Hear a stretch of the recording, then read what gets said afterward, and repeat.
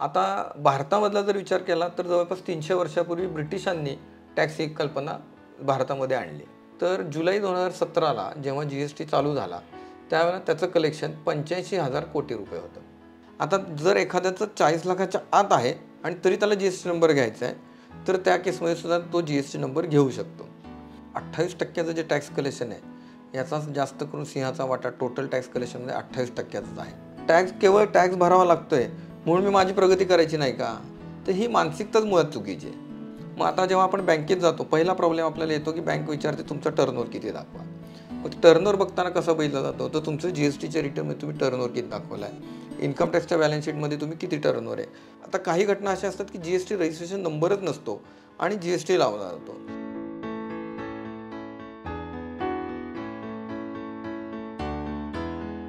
नमस्कार, मी विनोद कुलकर्णी. आरसपानी पॉडकास्ट चॅनलमध्ये आपलं स्वागत आहे. आपण अतिशय अभूतपूर्व प्रतिसाद मला देत आहात. आरसपानी चॅनल पाहणाऱ्यांची संख्या आता हजारोच्या संख्येमध्ये पोहोचलेली आहे, परंतु अनेक लोक सबस्क्राईब करायचं विसरून जात आहेत. तर माझं आव्हान आहे त्यांना की त्यांनी सबस्क्राईब करावं. हा चॅनल आपल्याला आवडत असेल तर आणखी लाईक करावं आणि शेअर जरूर करावं. आज आपण भेटणार आहोत वेगळ्या विषयावर. म्हणजे आत्तापर्यंत आपण खूप वेगवेगळ्या विषयावरची पॉडकास्ट केलेले आहेत. आजही आपला पॉडकास्टचा विषय जरा निराळा आहे.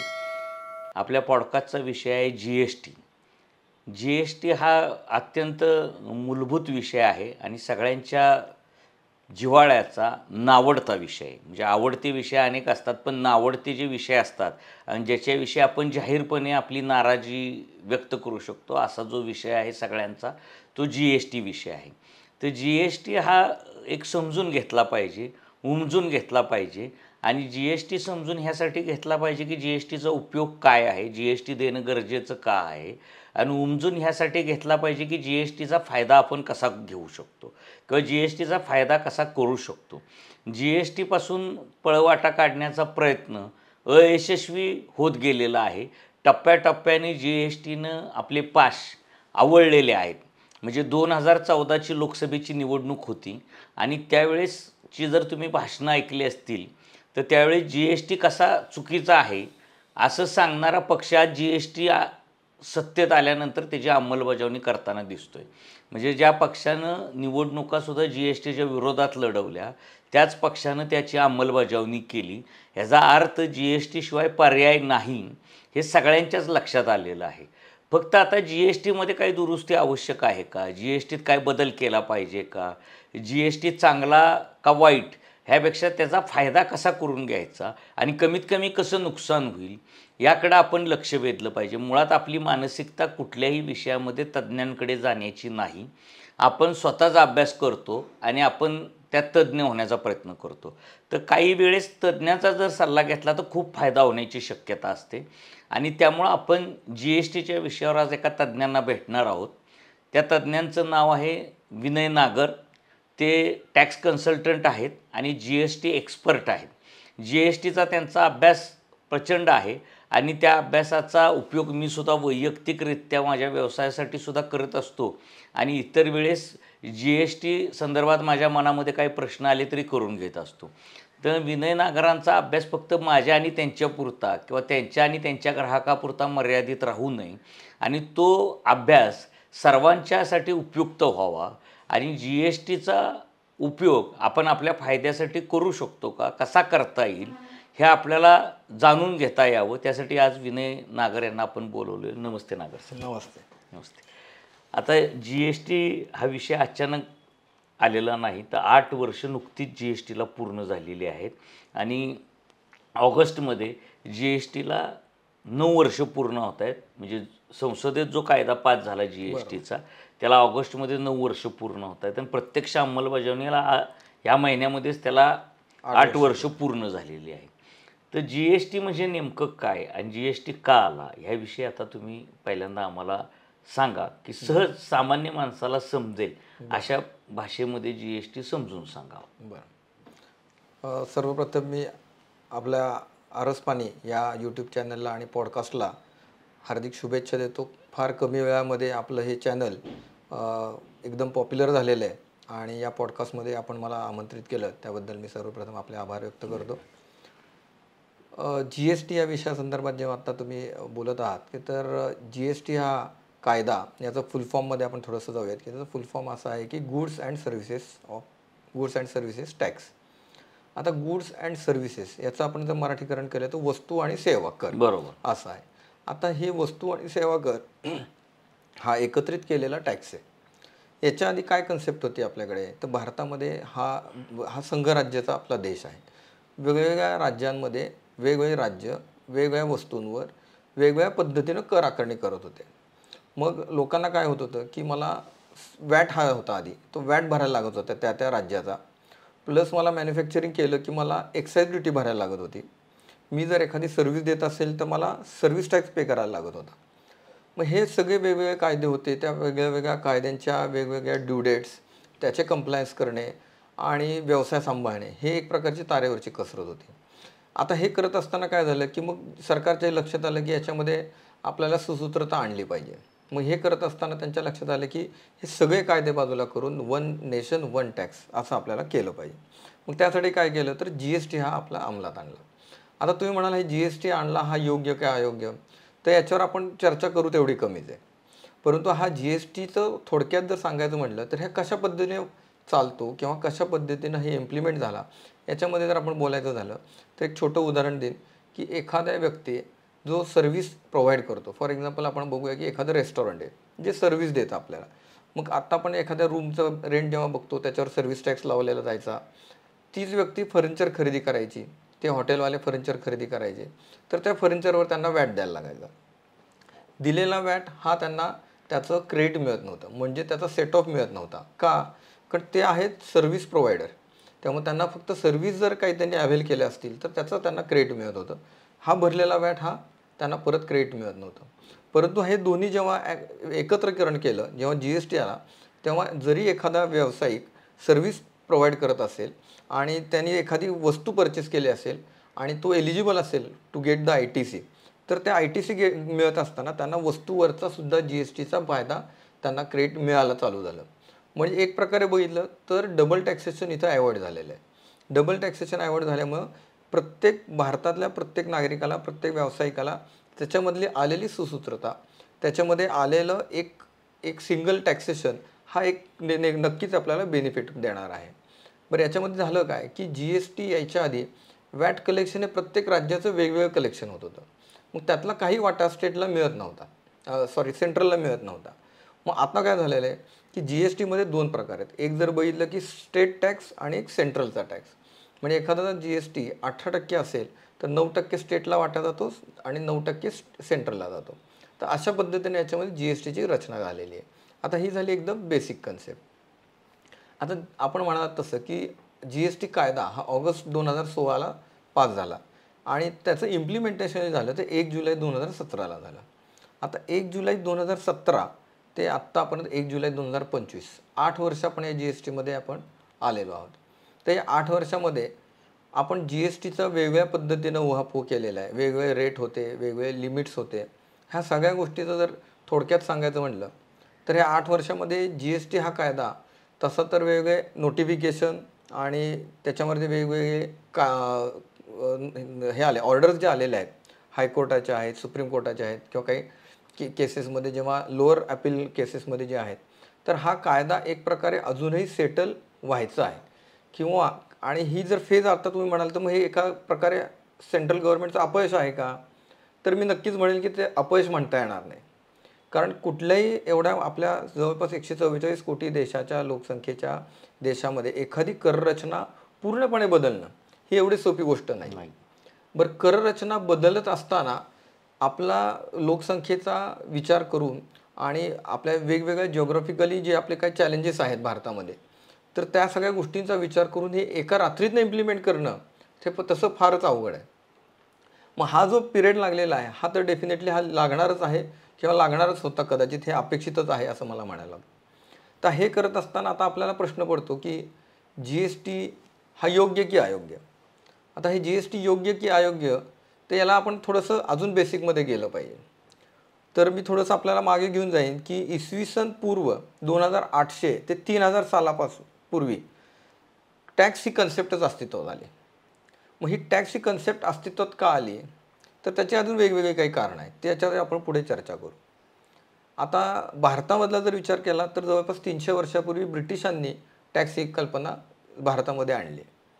मग आपल्याला टॅक्स पाहिजे की नको, पहिले आपला प्रश्न असतो की टॅक्स मला नको, मला का टॅक्स पाहिजे, मी का टॅक्स भरू, मी अमकं इन्कम टॅक्स भरतोय, मी GST भरतोय, मी अमुक भरतोय, मी तमुक भरतोय, मग माझ्यावरचा हा एक प्रकारचं बर्डन आहे असं आपल्याला वाटतं. परंतु माझं असं मत आहे की कुठलाही देश जर चालवायचा असेल तर त्या देशाची अर्थव्यवस्था मजबूत असली पाहिजे. आणि देशाची अर्थव्यवस्था मजबूत कुठून होणार, तर त्याचे इन्कम सोर्स काय, तर टॅक्स. जसं आपलं इन्कम सोर्स आहे की बाबा आम्ही व्यावसायिक आहे किंवा मी एखादा नोकरदार आहे, तर माझं ते इन्कम सोर्स आहे. मग त्या देशाचं इन्कम सोर्स काय आहे, कारण आता आपल्याकडे भारत जेव्हा स्वतंत्र झाला त्यावेळेला साम्यवाद एक प्रकारचा होता की बरेचसे व्यवसाय हे गव्हर्नमेंटच्या अखत्यारीत होते, सरकारी त्याच्यामध्ये कंट्रोल होता. हळूहळू 1991 नंतर जेव्हा लिबरलायझेशन ग्लोबलायझेशन झालं आणि गव्हर्नमेंटने हळूहळू ती पॉलिसी चेंज केली आणि प्रायव्हेटायझेशनकडे आपण आलो. मग हे होत असताना गव्हर्नमेंटला जे आधी थोड्याफार प्रमाणात उत्पन्न मिळायचं व्यवसायातून, ते उत्पन्न हळूहळू आता कमी झालेलं आहे. मग हे झालेलं उत्पन्न जे कमी आहे ते भरून कसं काढणार, तर हे टॅक्सच्या माध्यमातूनच भरून काढलं जाणार. तर अशा पद्धतीने तो आता टॅक्स आहे. तुम्ही आता मुद्दा मांडला की देश मजबूत झाला पाहिजे, देशाची अर्थव्यवस्था मजबूत झाली पाहिजे. देशाची अर्थव्यवस्था मजबूत झाली पाहिजे ह्याबाबत सर्वसामान्य माणूस सहमतच आहे.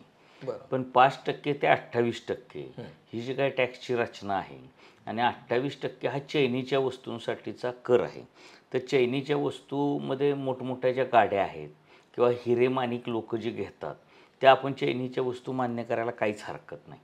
परंतु आता वॉशिंग मशीन किंवा मोबाईल ह्या चैनीच्या वस्तू राहिलेल्या नाहीत. बरं. तर हे सुद्धा 28% कराच्या जाळ्यात आहेत. बरं. आता पूर्वी महिला ह्या घरात काम करायच्या, त्यामुळे धुणं धुवायचं असेल तर त्यासाठी मशीन लागत नव्हतं. बरं. त्यामुळं काही चैनीची किंवा श्रीमंत माणसंच वॉशिंग मशीन घ्यायची.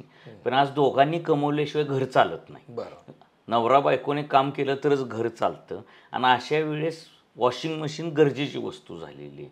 दुसरी गोष्ट, मोबाईल हा आता सुद्धा गरजेची वस्तू झालेला आहे. म्हणजे 140 कोटी देशाची लोकसंख्या आहे आपल्या, आणि कदाचित मोबाईलची विक्री 200 कोटीपेक्षा जास्त असेल. म्हणजे ह्याचा अर्थ ती आता प्रत्येकाच्या हातात मोबाईल आहे आणि मोबाईलमध्ये जग आहे असं म्हटलं जातं. म्हणजे इतकं मोबाईलचं स्थान हे सहज आणि सर्वसामान्य झालेलं आहे. मग अशा गोष्टींमधनं सुद्धा सरकारचे 28% पैसे कमवतं आहे, ते योग्य आहे का? आणि मग सामान्य माणसाला जी चीड येते की जो 5,000चा मोबाईल घेतोय त्याला 28%नं जवळपास 1200-1300 रुपये कर भरावा लागतो आणि त्याची जी ऐपत असते ती तेवढी नसते. मग त्याला वाटतं की अरे माझ्या टॅक्समध्येच किती पैसे चाललेले. तर सर्वसामान्यांचा विचार ही कराची रचना करताना केला असं तुम्हाला वाटतं का? आता जसं GSTमध्ये वेगवेगळे स्लॅब आहेत, म्हणजे आपण जाणतोच की आता 5% आहे, 12% आहे, 18% आहे, 28% आहे. तर हे वेगवेगळे स्लॅब करण्याच्या मागचं लॉजिक काय हे तुम्हाला सांगतो. जेव्हा एखादा टॅक्समध्ये रिफॉर्म झालेला आहे तर त्याच्या आधीचं थोडंसं काय होतं, बेस घेतला जातो. म्हणजे जसं आधी वॅट होता, एक्साईज होता. मॅन्युफॅक्चरिंग करत असताना साधारणपणे 16 ते 18% ह्या एक्साईज ड्युटी लागत होती, प्लस त्याच्यामध्ये एक 10 ते 12% वॅट लागत होता. मग हा 16%, हा 12% वॅट हा एकत्रित जर आपण बघितलं तर तो 28% आहे. मग तो आत्ताच्या 28%शी बरोबर मॅच होतोय तो. मग जिथं जिथं मॅन्युफॅक्चरिंग आहे आणि प्लस तिथं आपण जिथं वॅट होता अशा गोष्टींमध्ये तो 28% लावला आहे. आता तुमचा जो प्रश्न आहे की हा खरंच गरजेचा आहे का 28%, मग तो कमी करता येईल का, तर माझं एक प्रांजळ मत असं आहे की तो डेफिनेटली कमी करता येईल, परंतु त्याला काही टर्म्स अँड कंडिशन आहेत. जसं आपल्या कुठल्याही ऑफरमध्ये असतात की स्टार मार्क केलेला असतो, टर्म्स कंडिशन आहेत. त्याला टर्म्स अँड कंडिशन काय आहेत, तर आपल्या कराचं जाळं जिथपर्यंत विस्तृत होईल तोपर्यंत आपलं कलेक्शन जसं जसं वाढत जाईल तर डेफिनेटली तिथं आपल्या टॅक्सची रेट कमी करण्याचा चान्स आहे. आता हा टॅक्सचा रेट कमी केला पाहिजे का, तर आता जर आपण मागचं रेकॉर्ड बघितलं तर जुलै 2017ला जेव्हा GST चालू झाला त्यावेळेला त्याचं कलेक्शन 85,000 कोटी रुपये होतं. बरोबर. आता जून 2025मध्ये त्याचं कलेक्शन झालेलं आहे 1,85,00,000. एवढं जर कलेक्शन होत असेल तर डेफिनेटली आपल्याला कुठेतरी स्कोप आहे की आपण म्हणू शकतो की हे जाळं हळूहळू विस्तृत झालेलं आहे. आता एक मानसिकता अशी असते की कर जेव्हा सुलभ असतील किंवा कराचा दर जेव्हा कमी असेल तेव्हा लोकांचा कल वाढत जातो तो टॅक्स भरण्यामध्ये. जिथं कररचना थोडीशी कॉम्प्लिकेटेड असेल, त्याच्यामध्ये क्लिष्टता असेल आणि त्याचा रेट जेव्हा जास्त असतो तेव्हा तो कर बुडवण्याकडे माणसाचा कल वाढत जातो. मग आता 28% जो कर रचना आहे ही डेफिनेटली कुठेतरी 22%, 20% आणला पाहिजे. आणि हे करत असतानाच एक नागरिक, जागरूक नागरिक किंवा एक सच्चा प्रामाणिक व्यावसायिक या हिशोबाने आपण सुद्धा तो टॅक्स भरला पाहिजे. आणि ह्या ह्याच्यातनं आपल्याला काय होईल की जेणेकरून लोकांची जी चीड आहे ती कमी होईल आणि त्यांना ते सुद्धा प्रत्येक गोष्ट कॉस्ट त्याची कमी होऊन जाईल. म्हणजे आता लोकांच्या मनामध्ये शंका काय आहे की GSTमधनं उत्पन्न दरवर्षी वाढतच चालले. म्हणजे कोरोनानंतर असं वाटलं होतं की अर्थव्यवस्था खिळखिळी होईल, बरोबर. पण ज्यावेळी GSTचे आकडे बाहेर आले त्यावेळेस अर्थव्यवस्था मजबूतच होणार आहे अशी परिस्थिती निर्माण झाली. तर पेट्रोल आणि डिझेल कराच्या जाळ्यात आणलं जात नाही GSTच्या, मात्र मोबाईल आणि वॉशिंग मशीन ठेवलं जातं. तर पेट्रोल आणि डिझेल आता आणलं तर चालण्यासारखं इतकी मजबूत स्थिती टॅक्सच्या उत्पन्नातून दिसते आपल्याला, जे काय आकडेवारी समोर येते. तर सरकार ते करत नाही. त्यामुळे सर्वसामान्य माणसांच्या मनामध्ये ह्या GST विषयी एक नाराजीची भावना आहे की पेट्रोल आणि डिझेलला 28 लावला तुम्ही सर्वाधिक कर, कारण तुम्ही जाहीर काय केलं, एक देश एक टॅक्स. आणि तुम्ही वापरताना पेट्रोल आणि डिझेलला वेगळा टॅक्स वापरताय आणि बाकी सगळ्या देशाला वेगळा टॅक्स वापरताय. कारण तुम्ही पेट्रोल आणि डिझेल त्या जाळ्यात आणलं तर सरकारचं उत्पन्न बुडेल असं वाटतं. तर आजच्या घडीला पेट्रोल डिझेल समजा तुम्हाला आणता येत नाही हे बरोबर आहे. आत्ता ज्या 4 कर रचना आहेत 5, 12, 18, 28 यापैकी 12 गाळायची चालली आणि 12मध्ये जे कर ज्या गोष्टींना आहे त्यातल्या काही 5% आणि काही 18% मर्ज करायच्या चाललेत. तर त्याच्याऐवजी 28% जर गाळली आणि ती 28% 18 आणि 12 आणि 5 मध्ये मर्ज केली तर सर्वसामान्य माणसांचा जास्त फायदा होईल. पण सरकारचं काही फार मोठं नुकसान होईल का असं काय तुम्हाला वाटतं का? आता जर आपण विचार केला तर 28%चं जे टॅक्स कलेक्शन आहे याचा जास्त करून सिंहाचा वाटा टोटल टॅक्स कलेक्शनमध्ये 28%च आहे. आता 28% टॅक्स कुठं आहे तर मेजरली आपण जर एखाद्या काही कमॉडिटीज बघितल्या, उदाहरणार्थ सिमेंट आहे, व्हेकल्स आहेत, आपण म्हणाल तसं इलेक्ट्रॉनिक्स काय आयटम्स आहेत की होम अप्लायन्सेस आहेत, तर याच्यामध्ये 28% घेतलं जातं. आता याच्यामध्ये अजून एक मी तुम्हाला थोडंसं त्याच्यात वेगळा थॉट सांगतो की 28% ही कररचना थोडीशी जास्त जरी वाटत असली तर या दैनंदिन उपयोगाच्या गोष्टी आहेत, परंतु दैनंदिन खरेदी करण्याच्या गोष्टी नाही आहेत. बरोबर. म्हणजे तुम्ही वॉशिंग मशीन एकदा घेतलं की 5-10 वर्ष तुम्ही त्याच्याकडे काय परत खरेदीला जात. मोबाईल घेतला कमीत कमी 2 ते 3 वर्ष आपण पुन्हा खरेदीला जात नाही. व्हेकल एखादं घेतलं तर कमीत कमी 5 ते 10 वर्ष तरी आपण ते घेतो. त्यामुळे हे करत असताना गव्हर्नमेंटने ह्यासुद्धा गोष्टीचा विचार केला आहे की याचा वापर जरी दैनंदिन होत असला तरी खरेदी दैनंदिन होत नाही. बरोबर. त्यामुळे त्याची फ्रिक्वेन्सी कमी आहे.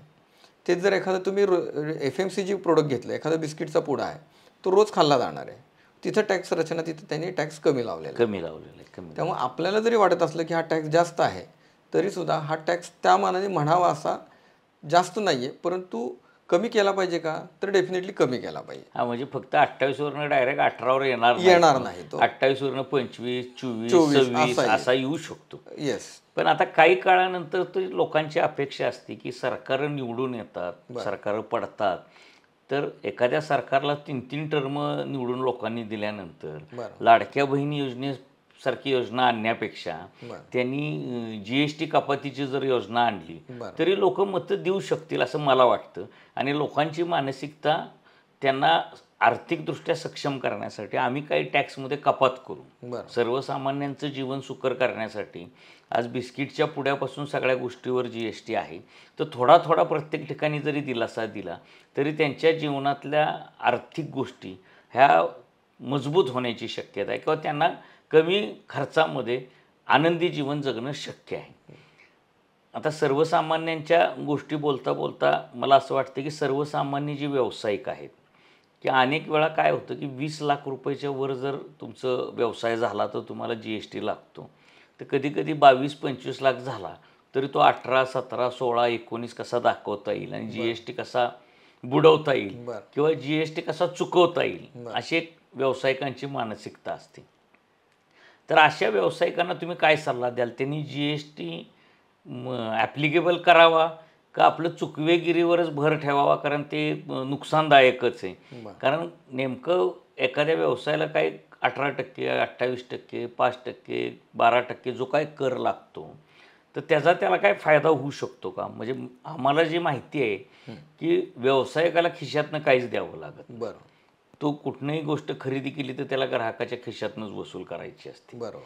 त्यामुळं GST व्यावसायिकांसाठी फायदेशीर आहे का नुकसानकारक आहे, हेच अनेक वेळा लोकांना समजत नाही.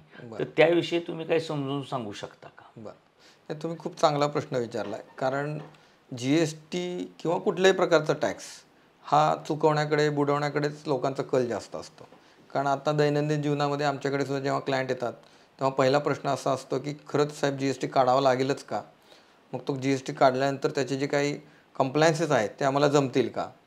तर याच्यामध्ये आपण 2 विभागणी करूयात की GST घेणं किंवा GSTचं ॲप्लिकेबिलिटी काय आहे त्याचा एक, आणि GST नसेल तर काय होईल. आता पहिला विभाग जर आपण बघूयात की GSTचा ॲप्लिकेबिलिटी काय आहे. जर एखादा माणूस सर्व्हिस इंडस्ट्रीमध्ये असेल तर त्याला 20 लाखापेक्षा जास्त जर बिझनेस होत असेल तर हा कसा कॅल्क्युलेट केला जातो, तो एका आर्थिक वर्षातला बघितला जातो. उदाहरणार्थ 1 एप्रिल ते 31 मार्च आपलं आर्थिक वर्ष आहे. तर या वर्षामध्ये जर त्याचं 20 लाखाचं पेक्षा जास्त टर्नओव्हर होत असेल तर GST नंबर घेणं हे मॅन्डेटरी आहे. आणि एखाद्याचा ट्रेडिंग बिझनेस आहे, म्हणजे वस्तू खरेदी आणि विक्री असा जर बिझनेस असेल तर त्याच्यासाठी ती लिमिट आहे 40 लाख रुपयाची. तर माझं जर दैनंदिन व्यवहार हे सगळ्याचा हिशोब मी लावला आणि जर माझा वार्षिक 40 लाख रुपये च्या वर होणार असेल तर मला ते मॅन्डेटरीली घेणं आवश्यक आहे. आता जर एखाद्याचं 40 लाखाच्या आत आहे आणि तरी त्याला GST नंबर घ्यायचा आहे तर त्या केसमध्ये सुद्धा तो GST नंबर घेऊ शकतो. आता प्रश्न पुढचा आपला असा असतो की GST नंबर खरंच मी घेऊन मला काय फायदा होणार, कारण मी आज व्यवसाय करणार आणि सगळं कॉम्पिटिशन आहे आज व्यवसायांमध्ये. बँकांचं कर्ज घेऊन मी आज व्यवसाय उभा केलेला आहे, त्याचं व्याज मला भरायचं आहे, लोकांचे माझ्या कामगारांचे पगार करायचे आहेत आणि हे करत असताना मला पुन्हा आता GST भरायचा आहे. तर माझं परत पुन्हा तेच होतं की जेव्हा आपण GST नंबर घेत नाही तेव्हा एखाद्या हातपाय बांधलेल्या माणसासारखी अवस्था होते, किंवा एखाद्या घोड्याच्या लगाम किंवा पाय त्याचे बांधून ठेवलेत आणि आपण त्याला म्हणतो की तू पळ, तर तो माणूस, तो घोडा रेस जिंकू शकणार नाही. बरोबर. कारण त्याला जर पाळायचं असेल तर तो हातपाय मोकळे त्याचे पाहिजेत. मग ते पाय त्याचे मोकळे कधी होणार, जेव्हा तुम्ही GST नंबर घ्याल त्यावेळेला तुम्हाला जे 28 लाख किंवा 25 लाख, तुम्ही आता उदाहरण दिलं की एखाद्याचा व्यवसाय 25 लाख आहे आणि तो म्हणतो ना मी 20 लाखाच्या आतच त्याच्यामध्ये तर राहतो, तर या गोष्टीमध्ये काय होणार, त्याचा टर्नओव्हर हा कायम त्या थ्रेशोल्ड लिमिटच्या आतच राहणार. मग हे होत असताना केवळ टॅक्स भरावा लागतोय म्हणून मी माझी प्रगती करायची नाही का, तर ही मानसिकताच मुळात चुकीची आहे. तर त्याच्यामध्ये आपल्याला असं विचार केला पाहिजे की माझा बिझनेस, म्हणजे आपल्याला तेवढा कॉन्फिडन्स पाहिजे की माझा बिझनेस एवढा आहे की भले मी पहिल्या 1-2 वर्षात तो लिमिट क्रॉस करणार नाही, परंतु ते लिमिट क्रॉस जेव्हा माझं होईल त्यावेळेला मी GST नंबर घेईन आणि त्याला स्काय द लिमिट असेल माझ्यासाठी. कुठलाही एखादा व्यवसाय जो मोठा आत्तापर्यंत झालेला आहे तो कधीच एका रात्रीतनं मोठा झालेला नाही. मग आपण जेव्हा शून्यातून सुरुवात करत असतो त्यावेळेला आपल्याला तो मोठा बिझनेस करायचा असेल तर ते व्हिजन आपलं तेवढं पाहिजे की ज्यावेळेला माझं गव्हर्नमेंटचे सगळे नॉर्म्स मी फॉलो करेन आणि त्या थ्रेशोल्ड लिमिटपर्यंत माझा टर्नओव्हर जाईल, त्यावेळेला मला तो डेफिनेटली रजिस्ट्रेशन घेणं गरजेचं आहे. आता तुम्ही असं म्हणता की मग मला काय फायदा होईल, तर फायदा हा होतो की आपला व्यवसाय वाढीसाठी प्रत्येकाकडे भांडवलाची कमतरता असते, किंवा एखाद्याकडे जरी भांडवल असेल तर ते पर्सेंटेज जर तुम्ही बघितलं तर फार कमी आहे. 100% मधले तुम्ही जर बघितले तर 2-5% स्वतःचं भांडवल आहे. आज 95 ते 98% जे व्यापारी आहेत हे प्रत्येक वेळेला फायनान्स घेऊन त्याच्यावरनं व्यवसाय वाढी करत असतात. मग आता जेव्हा आपण बँकेत जातो पहिला प्रॉब्लेम आपल्याला येतो की बँक विचारते तुमचा टर्नओव्हर किती दाखवा. मग टर्नओव्हर बघताना कसा बघितला जातो, तर तुमचं GSTच्या रिटर्नमध्ये तुम्ही टर्नओव्हर किती दाखवला आहे, इन्कम टॅक्सच्या बॅलन्स शीटमध्ये तुम्ही किती टर्नओव्हर आहे. आता हा टर्नओव्हर जर तुमचा स्ट्रॉंग असेल, मजबूत असेल, तो ऑन रेकॉर्ड असेल तरच तुमची बँकांमध्ये पात्रता वाढते, तुमचं तिथं एलिजिबिलिटी वाढते आणि अधिक तुम्हाला कर्जाची आवश्यकता असेल, बिझनेस ग्रो करायचा असेल तर त्याला तुम्हाला तिथं कर्ज मिळेल, ते कमी व्याजदराने मिळेल. कमी व्याजदराने मिळेल. जर तुम्ही शॉर्टकट मारायला गेला तर यशाला आपण म्हणतो की यशाला कुठलाही शॉर्टकट चालत नाही, तर तिथं तुम्हाला यश मिळायला अडचण येणार. तुम्ही शॉर्टकटमध्ये राहिला तर एका लिमिटमध्येच राहणार. आता GSTचे बी 2 प्रकार आहेत. बरं. म्हणजे एकामध्ये फायदा मिळत नाही, बरं. एकामध्ये नुसता भरावा लागतो, बरं. त्याची टक्केवारी कमी आहे, बरं. किंवा 1%, 5%, बरं. आणि जो 5, 12, 18, 28 मध्ये फायदा मिळतो, बरं. तर तो फायदा काढण्याचे सुद्धा प्रकार आहेत. बरं. तर त्याच्यावर आपण कधी सविस्तर बोलू परत एकदा. परंतु कुठल्या प्रकारचा GST ॲप्लिकेबल केला तर व्यावसायिकाला फायदा होऊ शकतो. बरं. आता GSTमध्ये 2 प्रकार कुठले आहेत, तर एक प्रकार आहे की कंपोजिशन आणि दुसरा आहे रेग्युलर. हे प्रायमरीली दोन हे मेजर डिफरन्सेस आहेत. मग आता कंपोजिशन जो व्यावसायिक असतो, कंपोजिशन म्हणजे काय की मी टॅक्स जो आहे हा वन टाईम त्याच्यामध्ये प्रत्येक क्वार्टरली रिटर्न फाईल करणार आणि टॅक्स भरणार. मी एखादी वस्तू खरेदी केली तर त्याचं क्रेडिट मला मिळणार नाही. माझ्या टोटल टर्नओव्हरवर मला जे काही पर्सेंटेज ॲप्लिकेबल असेल 1%, 5%, त्याप्रमाणे मी टॅक्स भरून टाकणार. त्या केसमध्ये मला कुठलंही ITC मिळणार नाही, काही मिळणार नाही. आता दुसरा जो प्रकार आहे की त्याच्यामध्ये मला ITC मिळणार. ITC म्हणजे काय की इनपुट टॅक्स क्रेडिट. तर जेव्हा मी एखादी वस्तू परचेस करतो, फॉर एक्झाम्पल मी एखादा वॉशिंग मशीनचा व्यापारी आहे, तर मी माझ्या एखाद्या XYZ कंपनीकडून माल खरेदी करतो आहे, माझ्याकडे त्याची डीलरशिप आहे, तर मी कंपनीला GST भरत असतो आणि मी परत एखादी 25,000 रुपयाची वस्तू आहे, मी ते 30,000 रुपयाला विकतो आहे, तर मी कंपनीला 25,000वरचं GST भरलेलं आहे आणि इथं ग्राहकाकडून मला 30,000 रुपयावरचं GST वसूल करून मला तो गव्हर्नमेंटला भरायचा आहे. तर याच्यामध्ये मेकॅनिझम कसे सांगतो तुम्हाला. 25,000 रुपये मी कंपनीकडे जे भरलेले आहेत आणि कस्टमरकडून जेव्हा 30,000 रुपयावरचा GST घेतलेला आहे, तर माझा जो प्रॉफिट आहे 5,000 रुपये, त्या प्रॉफिटवरचा GST जो आहे तोच मला फक्त गव्हर्नमेंटकडे भरावा लागतो. कारण मी 25,000 रुपयावरचा जो ITC GST भरलेला आहे त्याचं मला इनपुट टॅक्स क्रेडिट मिळतं आणि जो वरचा ॲडिशनल टॅक्स आहे त्याच्यावरचाच टॅक्स मला भरावा लागतो. मग याच्यातनं एक गोष्ट अधोरेखित होते की कुठल्याही व्यापाऱ्याच्या खिशातून GST हा जात नाही. म्हणजे GST हा उत्पन्न कमवण्याचा मार्गही नाही. म्हणजे याच्यातनं तुमच्या खिशातून त्याप्रमाणे जात नाही, तसंच तो तुमचा उत्पन्नाचा सोर्सही नाही. तुम्ही एक प्रकारचे गव्हर्नमेंटचे एजंट आहात. तुम्ही हे कस्टमरकडून गोळा करायचं आहे आणि गव्हर्नमेंटला भरायचं आहे. म्हणजे GST गोळा करणं ही देशसेवा आहे देशसेवा आहे. असंच तुम्हाला सांगायचं आहे अगदी त्याच्यात. बरोबर. आता मला साहेब सांगा की GST आपण ज्यावेळेस बाजारात जातो तो कोण 28% घेतो, कोण 12-18 घेतो. तर GST तो जो घेतोय आपल्याकडनं समोरचा माणूस, बरं. तर ते ह्याच्याकडे 12%, 18%, 5%, 28% आहे का नाही, बरं. हे ग्राहकांनी शोधायचं कसं. कारण अनेक वेळा आमच्यासारख्या माणसांना की ज्याला GST ह्याला किती ॲप्लिकेबल आहे, किती पर्सेंटमध्ये ह्यानं घेतला पाहिजे माहीत नसतं. बरं. तर त्यावेळेस सर्वसामान्य माणसाला जर शोध घ्यायचा असेल की समजा मी एखाद्या हॉटेलमध्ये गेलो, एखाद्या लॉजमध्ये गेलो, बरं. तर ह्यानं माझ्याकडनं घेतलेला GST बरोबर आहे, योग्य आहे, हे जर सर्वसामान्य ग्राहकाला खात्री करायची असेल त्याची, तर त्यानं ती कशी केली पाहिजे. आणि GST देताना ग्राहकानं पहिल्यांदा काय मागितलं पाहिजे की बाबा तुम्ही GST घेताय. तर अनेक वेळा काय काय लोकांच्याकडे GST नंबर सुद्धा नसण्याची शक्यता असते, परंतु ते GST गोळा करत असतात. अशा घटना अधूनमधून कानावर येतात. तर सर्वसामान्य माणसांनी GST देण्यापूर्वी कशाचा शोध घेतला पाहिजे, काय खात्री केली पाहिजे, म्हणजे त्याची फसवणूक होणार नाही. बरं. आता जसं आपण म्हणतोय की टॅक्स भरणे ही एक प्रकारची देशसेवा आहे. मग आता ही देशसेवा करत असताना आपल्याला ती डोळसपणे केली पाहिजे की व्यवहारामध्ये आपल्या जगामध्ये आपण म्हणतो ना हौसे नवसे सगळ्या प्रकारचे लोक आहेत. मग इथं हे आपल्याला जेव्हा देशसेवा करायची आहे तर आपण एखाद्या ठिकाणी जेव्हा जातो तेव्हा पहिली गोष्ट म्हणजे तुम्ही त्याच्याकडनं बिल घेतलं पाहिजे. हे जेव्हा एखाद्या गोष्टीचं आपण त्यांना पैसे देतोय तर त्याच्या बदल्यात जेव्हा बिल घेतो त्याला त्या दुकानाचं पूर्ण नाव, पत्ता आणि त्यांचा GST नंबर, ह्या 3 प्रायमरीली गोष्टी महत्त्वाच्या बघितल्या पाहिजेत. आता त्याच्यानंतर पुढचा प्रश्न येतो की आपण जो GST भरतोय तर आता गव्हर्नमेंटचा GST रिटर्न फाईल करत असताना त्याच्यामध्ये HSN कोड, सॅक कोड अशा प्रकारच्या कन्सेप्ट आहेत. जेव्हा गुड्स असतो त्यावेळेला HSN कोड असतो, जेव्हा एखादी आपण सर्व्हिस घेतो त्यावेळेला तो सॅक कोड असतो. तर तुम्ही आता आपल्या प्रत्येकाकडे मोबाईल आहेत, आपण मोबाईलमध्ये पटकन 2 मिनिटांमध्ये सर्च करू शकतो की हा HSN, त्या बिलावर HSN कोड लिहिणं मॅन्डेटरी आहे. तर तो HSN कोड तुम्ही गुगलला टाकू शकता आणि त्याचा टॅक्स रेट किती हे बघू शकता. म्हणजे आपली फसवणूक होणार नाही की ज्या HSN कोडला 18% आहे त्यात एखाद्या व्यावसायिकाने आपण असं म्हणू की चुकून 28% लावू नये. तर त्याची काही चूक झाली असेल ना, जर चुकीने लावला असेल तर आपल्याला त्याला निदर्शनाला आणून देता येईल. आता हा झाला दराच्या बाबतीतला विषय. आता काही घटना अशा असतात की GST रजिस्ट्रेशन नंबरच नसतो आणि GST लावला जातो. तर मोस्टली अशा घटना कुठं घडतात तर रेस्टॉरंट्समध्ये अशा प्रकारच्या घटना जास्त करून घडतात की आपल्याला गडबडीत आपण काय करतो, एकतर जेवायला जात असताना आपण शक्यतो फॅमिलीबरोबर जातो किंवा मित्रमंडळींबरोबर जातो. मग तिथं काय असतं की जो फायनान्सर असतो किंवा जो बिल देणारा असतो त्याला एक थोडीशी कॉलर टाईट करायचं असतं. त्यामुळे आपण जर बघितलं की आमच्या काही क्लायंटनी सुद्धा एक फीडबॅक दिलेला आहे की त्यांचे ग्राहक त्यांच्या हातात दिलेलं बिल हे त्याच्यावर नजरसुद्धा मारत नाहीत की त्यांनी घेतलेल्या वस्तू किंवा जे काही त्यांनी प्लेट घेतलेली ऑर्डर केली त्याप्रमाणे ते बरोबर आले का बिलिंग. तुम्ही समजा एक 10 रोटी घेतल्या तर 10 रोटी आल्यात का हे सुद्धा बघत नाहीत.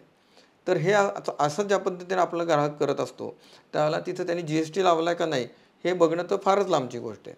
तर माझं असं म्हणणं आहे की जेव्हा आपण रेस्टॉरंटला स्पेसिफिकली जातो त्यावेळेला ॲटलिस्ट तो GST लावला आहे का हे बघा. जर GST लावलेला असेल तर त्या बिलावर त्या हॉटेलचा रेस्टॉरंटचा GST नंबर आहे का हेही बघा. आता GST नंबर आहे आणि खाली GST लावलेला आहे. जसं आपण मगाशी म्हटलं की कंपोजिशन आणि रेग्युलर असे 2 प्रकार आहेत. तर हा GST नंबर जो आहे तुम्ही गुगलला सर्च करा, GSTच्या वेबसाईटला जावा, सर्च टॅक्स पेअर म्हणून तिथे एक ऑप्शन येतो. सर्च टॅक्स पेअरमध्ये हा GST नंबर तुम्ही टाकला तर तिथं त्या टॅक्स पेअरची संपूर्ण माहिती येते. म्हणजे याचा ॲड्रेस कुठला आहे, त्या व्यवसायाचा मालक कोण आहे, व्यवसायाचं नाव काय आहे आणि हा टॅक्स पेअर कुठला आहे, हा रेग्युलर आहे का कंपोजिशनमधला आहे. जर हा कंपोजिट टॅक्स पेअर असेल तर तो वेगळा GST त्या बिलामध्ये लावू शकत नाही. म्हणजे अगदी माझ्या बाबतीत झालेली एक घटना आहे. मी एका गुजरातमधल्या एका हॉटेलमध्ये गेलेलो, नामांकित छान हॉटेलमध्ये जेवलो आणि तिथं आल्या सहज माझी नजर GSTमध्ये गेली. वर GST नंबर होता म्हणून मी सर्च केला तर हा कंपोजिशनमधला होता आणि त्याने एक्स्ट्रा परत 5% लावले होते. तर कंपोजिशन जेव्हा GST नंबर असतो त्याला वेगळा GST लावता येत नाही. त्यामुळे या ठिकाणी आपली फसवणूक होऊ शकते. तर तुम्ही त्याला निक्षून सांगा की त्या व्यावसायिकाला की हा कंपोजिशन तुमचा GST नंबर आहे, तर मी हा वेगळा GST तुम्हाला देणार नाही. आणि ज्यावेळेला तुम्ही व्यवस्थित त्याला हे समजून सांगता आणि तुम्हाला माहिती हे जेव्हा व्यावसायिकाला कळतं तेव्हा व्यावसायिकही गपचूपपणे तो वेगळा जो 5% लावलेला आहे तो तुमच्याकडून वसूल करत नाही. आता हा झाला समजून घेणाऱ्याचा भाग. पण समजा एखाद्याला समजून सांगितलं आणि त्यानं ऐकलं नाही आणि आपल्याला खात्री असेल की हा आपल्याकडनं जास्त GST घेतो, अशा वेळेस ग्राहकाने कोणाकडे तक्रार करावी, कुणाला सांगावं, म्हणजे समोरच्या माणसाला काहीतरी त्याचं शासन होईल आणि अशा फसवणुका होणार नाही. बरोबर. आता त्या बिलाची याच्यासाठी बिलाची कॉपी असणं फार महत्त्वाचं आहे आपल्याकडे. त्या बिलाची कॉपी तुम्ही तुमच्याजवळ ठेवा आणि याची GSTच्या वेबसाईटला एक ऑप्शन आहे, तिथं कंप्लेंट तिथं आपण करू शकता. ते सगळे डॉक्युमेंट स्कॅन करून की याचं तुम्ही पेमेंट केलेलं आहे आणि या बिलाची कॉपी याच्यामध्ये आपल्याला दिसून येत की हा GST नंबर कंपोजिशनमधला आहे, वेगळा GST लावलेला आहे. तर याची तुम्ही कंप्लेंट करू शकता. कारण हे कायद्याने गुन्हा आहे की तुमचा कंपोजिशन नंबर असताना तुम्ही वेगळा GST घेऊ शकत नाही. तर अशा केसेसमध्ये GST डिपार्टमेंट डेफिनेटली ॲक्शन घेतात. आता एकूण जो GSTचा सरकारला दिवसेंदिवस सरकारच्या तिजोरीमध्ये GSTची भरच पडत चाललेली आहे. बरं. आणि अशी भर पडल्यानंतर मग निवडणुका जिंकण्यासाठी ज्या काही योजना आणल्या जातात लाडक्या बहिणीसारख्या, जरी सर्वसामान्यांच्या फायद्याच्या असतील आणि लोकांना असं वाटत असेल की ह्यांच्या काय खिशातली देत आहेत का, आपलेच पैसे आपल्याला देत आहेत, अशी एक भावना असते. आणि दुसरी गरिबांना दिलं तर काय बिघडलं, अशी एक भावना असते. तर GST सारख्या गोष्टीतनं पैसे मिळवायचे आणि निवडणुका जिंकण्यासाठी अशा प्रकारे त्याचा वापर करायचा. बरोबर. म्हणजे एकीकडे आपल्या देशाचे पंतप्रधान नरेंद्र मोदी असं सांगतात की ही जी काय खैरात वाटली जाती बरोबर. मोफत योजना, मोफत योजना. असं पंतप्रधानांनी जाहीर केल्यानंतर पुन्हा लगेच महाराष्ट्राच्या निवडणुका होतात आणि तिथं त्या योजनांचा वापर केला जातो. तर सरकारनं मोफत योजना देण्यापेक्षा GST सारख्या टॅक्समध्ये सुसूत्रता आणावी आणि लोकांचा आर्थिक स्तर उंचवावा, त्यांच्याकडनं जास्त टॅक्स न काढता. तर काय नेमकं योग्य आहे? म्हणजे मोफत योजना योग्य आहे का GSTमध्ये लोकांना दर कमी करणं योग्य? म्हणजे तुम्हाला अर्थतज्ज्ञ म्हणून असं तुम्हाला काय वाटतं की मोफत योजना लोकांच्या फायद्याची आहे का आणि टॅक्स कमी करणं फायद्याचं आहे, नेमकं काय? बरं. आता याच्यामध्ये काय होतं सांगतो की राजकीय अजेंडा जो असतो की लोकांना अट्रॅक्ट करणं आणि आम्ही तुमच्यासाठीच आहोत आणि आम्ही तुमच्या फायद्याच्या सगळ्या योजना आणतो, तुम्हाला आम्ही देतो, ही मानसिकता काय आहे? तर खरं म्हणाल तर हे राजकीय पोळी भाजण्याचा एक अजेंडा आहे. परंतु याच्यामध्ये कुठल्याही राजकीय पक्षाची चूक आहे असं मी म्हणणार नाही. चूक आपल्यासारख्या नागरिकांचीच आहे. कारण आपल्याला जिथं फुकट मिळतं तिथं आपल्याला मागे जायची सवय आहे. मग आपण अशा गोष्टी टाळल्या पाहिजेत. जर बाहेरच्या देशांमध्ये तुम्ही बघितलं की जपानसारख्या देशामध्ये कुठल्याही फुकट योजना नाहीत. तिथली लोकं सांगतात, म्हणजे आता एखादं स्ट्राईक जर करायचं असेल, आपण कसं म्हणतो भारत बंद, महाराष्ट्र बंद, तर हे तिथं बंद करण्याची पद्धतच वेगळी आहे. तर ते अशा पद्धतीने काम करतात, काम बंद ठेवत नाहीत. जर एखादं कपड्याचं मॅन्युफॅक्चरिंग युनिट असेल तर ते फक्त पॅन्टच मॅन्युफॅक्चर करतात, शर्ट मॅन्युफॅक्चरिंगच करत नाहीत. किंवा शर्ट मॅन्युफॅक्चरिंग करताना फक्त राईट साईडच फक्त शिवत बसायचं, लेफ्ट साईड करायचंच नाही, इनकम्प्लीट ठेवायचं. तिथं काय होतं, प्रोडक्शन चालू राहतं, फायनल प्रोडक्शन हॅम्पर होतं, परंतु प्रोडक्शन चालतं, तर वेळ वाया जात नाही. मग इथं त्या देशातल्या लोकांची तशी मानसिकता आहे. आपल्याकडे फुकट मिळतं की तिथं फुकटचं काही चालतं, म्हणून आपण तिथं मागे जातो.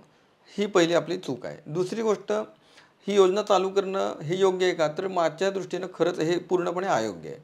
कारण याच्यातनं आपण काय होतं, आपल्या लोकांची क्रयशक्ती आपण कमी करत चाललो आहे. लोकांची क्रयशक्ती वाढली तरच देश मजबूत होणार आहे. टॅक्स कलेक्शन कुठून होणार आहे? टॅक्स कलेक्शनसाठी क्रयशक्ती वाढली पाहिजे. क्रयशक्ती वाढली तर टॅक्स कलेक्शन होणार आहे. मग आलेला जो टॅक्स आहे, म्हणजे जो एखादा क्रयशील व्यक्ती आहे तो टॅक्स भरतोय आणि जो क्रियाशील नाही, क्रयशील नाही, अशा व्यक्तीला त्याचं पालनपोषण भरण आपण करत चाललोय. मग हळूहळू त्या क्रयशील व्यक्तीची सुद्धा मानसिकता, कारण आपण सगळे ह्युमन बिंग आहोत. बरोबर. मग आपण शेजारी पाजारी बघतो, अरे मी एवढा कष्ट करतोय, मी नोकरीला जातो, मी टॅक्स भरतो, आणि शेजारी तर मला हा 2 रुपये किलोने तांदूळ आणतोय, 5 रुपये किलोने आणतोय, परत तो कुठला मंथली हप्ता मिळतोय, लाडकी बहीण योजना मिळते. मग अशा पद्धतीचं होत असताना जर आपण बघितलं तर आत्ता सध्या व्यवसाय करता असताना येणाऱ्या लोकांच्या अडचणीमधला एक महत्त्वाचा मुद्दा आहे की कामगार मिळत नाहीत. बरोबर. तर कामगार न मिळण्याच्या मागचं सुद्धा मूळ कारण हेच आहे की फुकट मिळणाऱ्या सवय. मग ह्या ज्या फुकट योजना आहेत ह्या पहिल्या बंद झाल्या पाहिजेत. आणि या जेव्हा योजना बंद होतील त्यावेळेलाच माणसांना कळेल की आपल्याला सुद्धा काम करणं गरजेचं आहे. म्हणजे व्यवसाय करत असताना आपण जर आता बघितलं मार्केटमध्ये तर खूप विरोधाभास बघायला मिळतो. आपण म्हणतो अरे रोजगार नाही यावं किंवा बेरोजगारी वाढत चालली आहे. आणि एकीकडे तुम्ही जर बघितला ते MIDCमध्ये एक फेरफटका मारला तर जवळपास अल्टरनेट प्रत्येक कंपनीच्या बाहेर एक बोर्ड आहे, हेल्पर पाहिजेत, फिटर पाहिजेत, किंवा कुठल्याही व्यवसायामध्ये जावा प्रत्येकाकडे व्यवसायामध्ये कामगाराची आवश्यकता आहे, परंतु ते योग्य कामगार मिळत नाहीत. मग याच्यामध्ये होतं आहे काय की कामगार का मिळत नाहीत तर फुकट मिळत आहे आणि तो अशिक्षित किंवा हे राहतो, क्रियाशील राहत नाही. का तर हे सगळं फुकट मिळत असल्यामुळे त्याला कुठल्याही गोष्टीची जाणीव होत नाही की मला हे केलं पाहिजे, काम केलं पाहिजे. आणि ह्या सगळ्या गोष्टीचे दुष्परिणाम हे आत्ता शॉर्ट टर्ममध्ये दिसत नाहीत, याचे दुष्परिणाम लॉंग टर्ममध्ये दिसतात. तर हे सगळ्या योजना हे पूर्णपणे बंद केल्या पाहिजेत. आज आपण GST ह्या विषयावर गप्पा मारलेल्या आहेत. कारण GST हा 9 वर्षामध्ये सर्वसामान्यांमध्ये रुजलेला आणि नावडता विषय होता. आणि नावडत्या विषयाच्या सुद्धा काही सकारात्मक बाजू आहेत का त्या आपल्याला तपासायच्या होत्या. या पॉडकास्टमधून आपण त्या तपासलेल्या आहेत की GST हा योग्य आहे का अयोग्य आहे त्यावर आपण चर्चा केली. GST देशहिताचा आहे हेही आपल्याला समजलं. GSTची फसवणूक कशी टाळायची हेही आपल्याला समजलं. आता GSTचा उपयोग कसा करायचा आणि GSTमध्ये गेल्यानंतर आपला व्यवसाय वाढतो आणि त्याचे काय फायदे आहेत हे सुद्धा आपल्याला समजलेलं आहे. अशा अर्थविषयक काही गप्पासुद्धा आपण भविष्यात आरसपाणी पॉडकास्टवर मारणार आहोत. आणि या गप्पांच्या माध्यमातून आपल्याला वेगवेगळे अर्थविषयाचे पैलूसुद्धा उलगडण्यामध्ये यश येईल. आणि वेगवेगळ्या विषयावरचे पॉडकास्ट आरसपाणी असेच करत राहील. धन्यवाद.